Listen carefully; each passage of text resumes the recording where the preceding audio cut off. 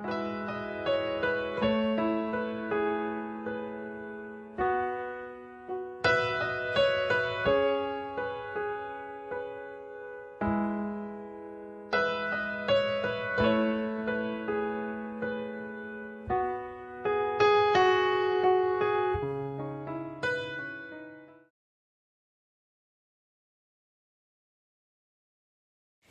a learned pattern of mean, violent, and abusive behavior directed at an intimate partner. People that grow up in this environment are more apt to repeat the cycle, either becoming the abuser or the victim, and we see that when they start dating.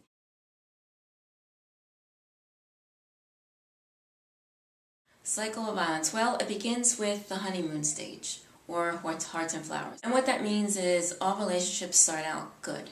You go out on that first date, you fall in love, you go to movies, you meet one another's friends and family, and everything's perfect, so you think. After the honeymoon stage, we have what we call the tension building. It starts with the small things, because I'm pretty sure if you go out on a first date and you come home with a black eye, you're not going to have that second date. It could be something as subtle as a poke. If someone is doing that to me and I'm dating them, and I ask them nicely, please don't do this, and I'm setting my boundary with them, and they continue to do it, well, they violated that boundary. And that's a red flag, because if they're able to violate that small boundary that I've asked, what else are they capable of?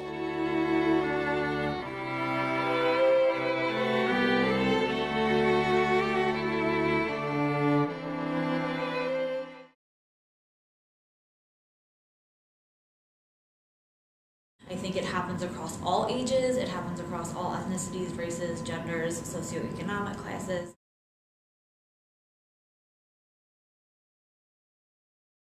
I think especially when it comes to intimate partner violence, this type of violence is something that has always been seen as a private issue.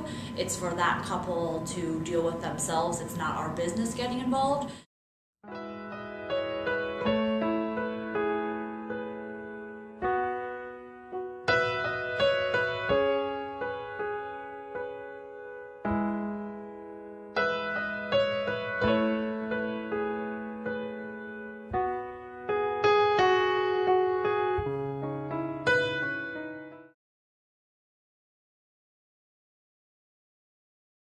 I just think it's a great cause. Eve Ensler, when she started the monologues, just wanted to get women's voices out there about their history in regards to gender violence, get women talking about their vaginas and issues in regards to that manner. And I think it's something that Lehigh University needs, and I'm very proud to be part of this production just to get that awareness out.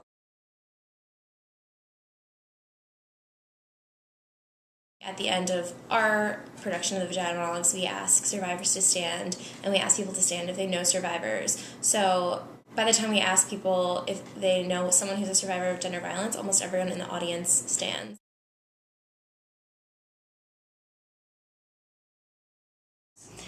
Recruitment for Vagina Monologues begins in October, and any female student, graduate student, staff member, or faculty can audition to be in the cast. For males, if you want to be a Bob, or females can actually also be Bobs. It's male or female volunteers.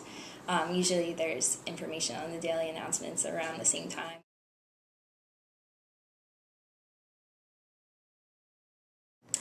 Break the Silence can offer a variety of resources to students.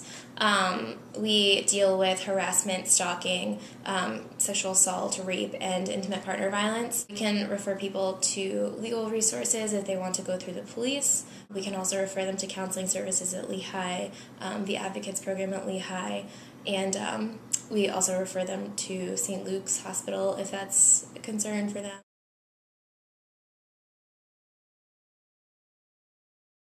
Break the Silence applications usually occur in the fall, but if someone wants to work with Break the Silence, they can help work with projects with us. I think the best way to do that would be to contact the Women's Center and to see what you can get involved with.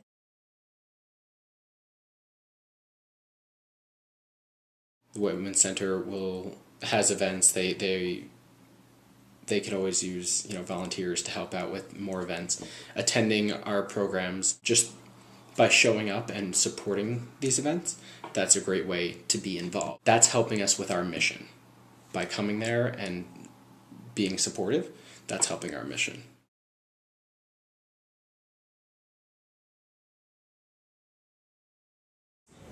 It affects every community, just specifically Bethlehem community. It's a common myth that those in lower socioeconomic classes experience more violence, which actually isn't the case. So it really affects all communities. Of course, like, we're a Lehigh group, but this issue is not like, oh, this only happens at Lehigh, this only happens on college. This happens everywhere. So it's not only an issue for our campus, it's an issue for the surrounding area, it's an issue for the whole United States, it's an issue for the world.